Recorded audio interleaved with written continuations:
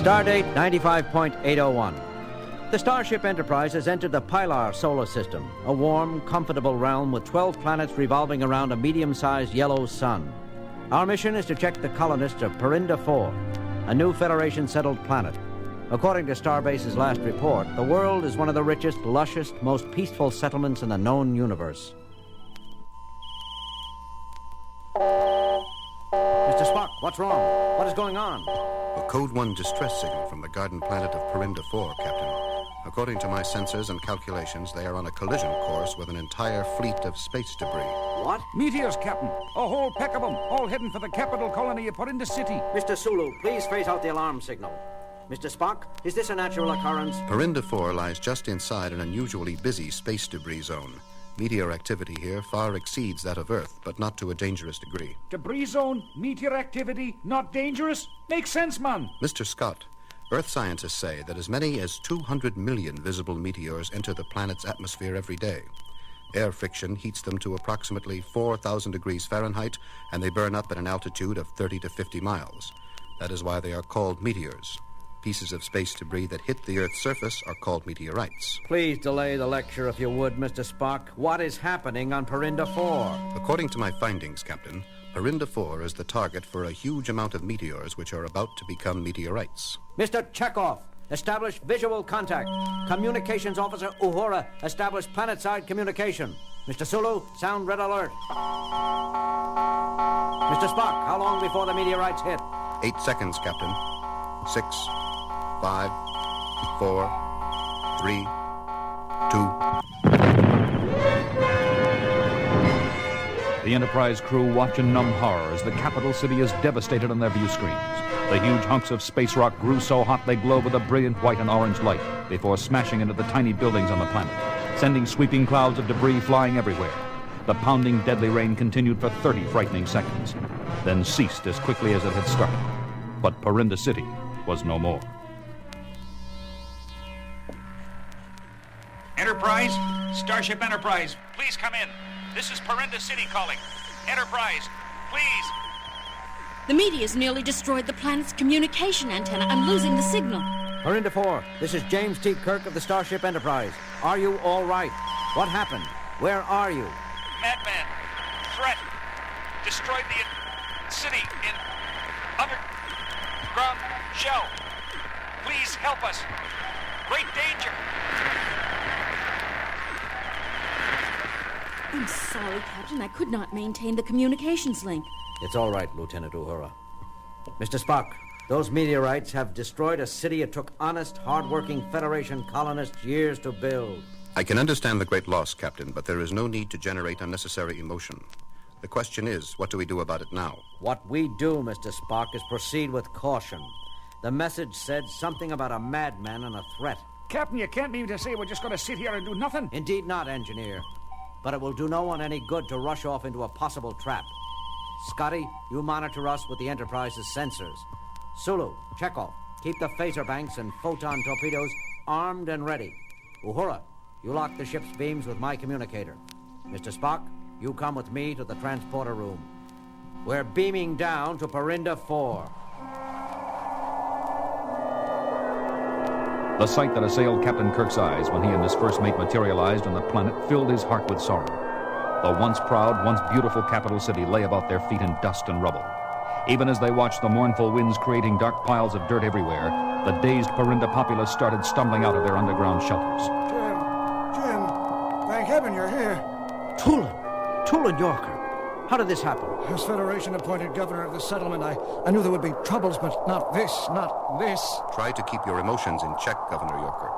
Do you know why these exceptionally large meteorites struck so exactly? A madman threatened us with complete destruction unless we evacuated this planet. But that's absurd. How could anything, let alone one man, control a massive group of meteors and cause them to strike at one place at one time? I don't know, I tell you. All I know is that starting just a few weeks ago, we received the first of many threats over our communicators. Threats to leave this planet forever or die. I don't like it. The captain and Mr. Spock on a planet alone. It could mean trouble. I'll tell you that, Doctor. Now, don't worry, Scotty. Our phasers are locked on target, the transporter room is tracking their every move, and Lieutenant Uhura is in constant communications. Aye, I know all that, Doctor, but it doesn't set my mind at ease. Lieutenant Uhura, any message yet? There is a signal coming in, Mr. Scott. The captain? No, sir. As amazing as this may seem, the signal is coming from the middle of a meteor swarm outside the planet's atmosphere. But that can't be. Rocks can't talk. I'm sorry, Mr. Scott, but that is what my readings say. Establish contact, Lieutenant. Let's see what this rock has to say. And leave your orbit around Parinda 4 or risk total destruction. I will not warn you again. This is not a joke. You must leave this area of space and never come back, or else you will all be dashed into a million pieces. You hear me? This is your only warning. Leave or die. Dr. McCoy, quickly, take the command chair. Lieutenant Uhura, pinpoint the source of this message. Scotty, where are you going? My good doctor, I do believe we stumbled on the true cause of the Parinda 4 attack. If we can just trace the signal, we'll know where to find the men responsible for all the destruction. But, Mr. Scott, my equipment is not sophisticated enough to trace the cause. Aye, I know, woman, but I know where there's some equipment that is. Where, Scotty, where? In my engineering room, Doctor. I'm going there as fast as the ship's elevator can take me. Sit tight, my fellows. I'm going to find out who's behind this meteor attack.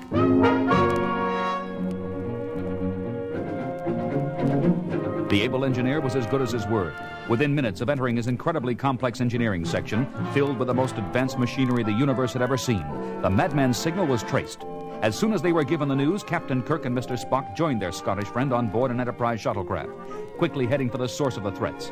Their destination, a huge meteor in the center of the huge meteor swarm just outside Parinda 4's atmosphere. You mean to say that a maniac has been able to guide swarms of meteors like trained pets, and he lives on a meteor himself? Not on a meteor, Captain. In a meteor. Aye, Captain. I discovered that the signal came from under this gigantic meteor surface. He must have hollowed it out somehow and set up an orbit in Homestead. Orbiting? Yes, Captain. Meteors, as you know, travel in circular orbits around a sun like planets do. To make them leave their path would take incredible power. Scotty, could you tell if there is any advanced machinery inside the meteor along with this madman? Ah, no, Captain. The meteors are made up of many minerals mixed with iron, copper, and sulfur. I couldn't tell what was inside the meteor and what was just rock. Very well, Mr. Scott, but please pay a little more attention to the shuttle's flying controls. One mistake and we will be smashed into dust. Now, don't you go worrying, Mr. Spock. I was flying these little darlings when you were but a wee lad. No meteor will ever get the best of Montgomery, Scott. Once more, the noble engineer proved more than able. In moments, the trio found themselves safely landed on the surface of the hollow meteor. But just as they were about to put on spacesuits to investigate the airless globe, a soft but sinister voice came over their communicators. Welcome to Tyranus, gentlemen. Welcome to my planet. No need to wear bulky spacesuits. I will simply guide your craft into my underground realm where there is plenty of air to spare. Plenty of air. Please sit down, my uninvited prisoners. I mean, visitors. You shall not find me a dull host. Ach, man, he knew we were coming all along. What should we do, Captain? Take it easy, Scotty. There's nothing to do. We'll see what this man has on his mind. But remember, the Enterprise's weaponry is trained on this meteor. One false move and we can blow it into eternity. Somehow, Captain, that does not make me feel safe. After all, we too are on this meteor. What the?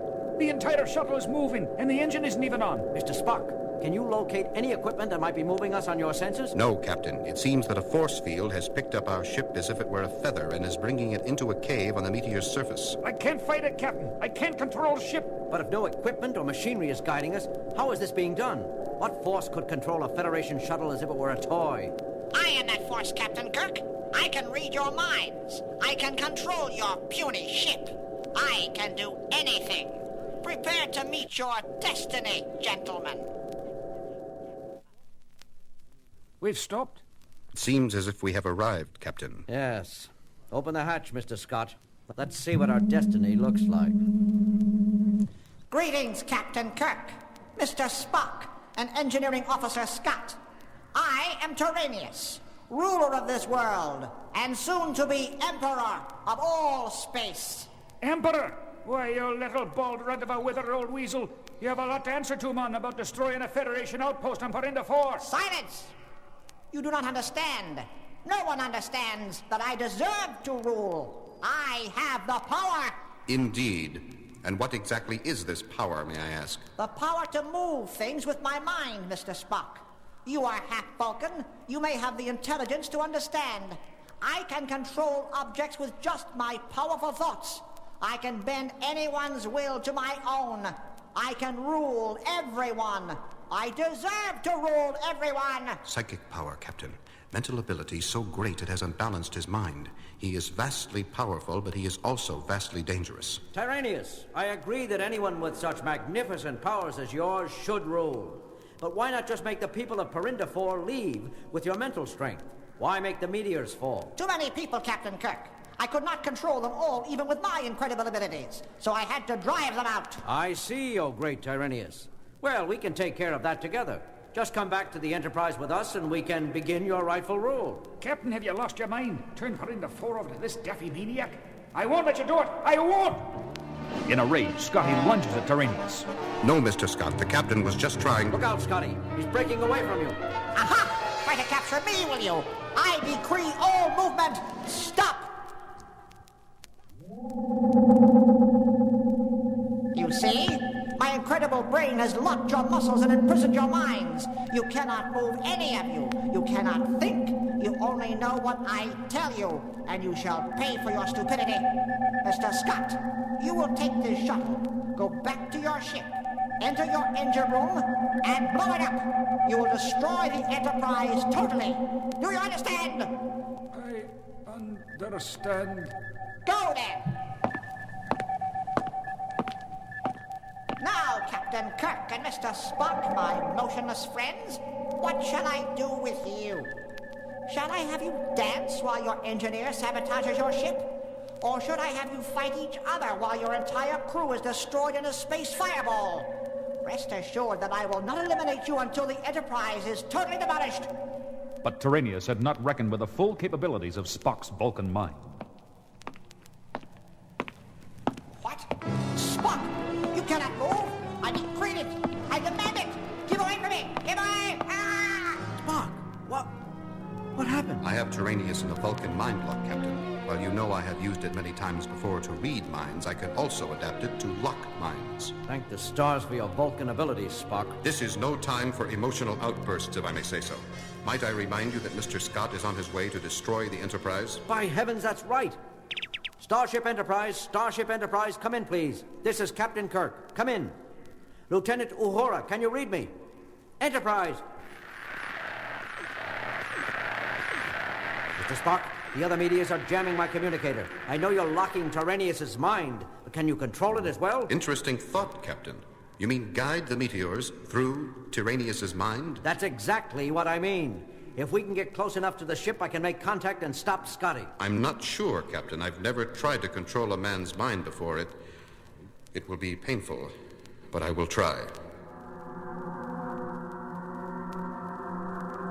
You're doing it, Spock. The meteors are moving. Must hurry, Captain. Incredible strain.